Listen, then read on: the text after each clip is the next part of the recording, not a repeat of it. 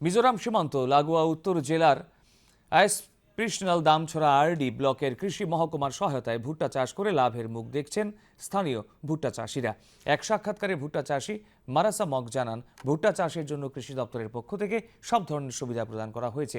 অন্যদিকে প্রথমবারের মতো ভুট্টা চাষ করে লাভবান হয়েছেন মিকাল রাল্লং।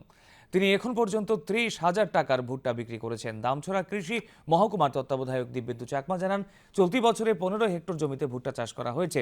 দপ্তর থেকে বীজ, সার এবং জলের বন্দোবস্ত করে দেওয়া হয়েছে। সব কিছু দিছে। এগ্রিকালচার থেকে ভুট্টা লাগানির সাহায্য পাইছে। ওখান থেকে সেল 30,000 টাকার ভুট্টা সেল করছে। আরও 30-40,000 টাকার ভুট্টা সেল করব।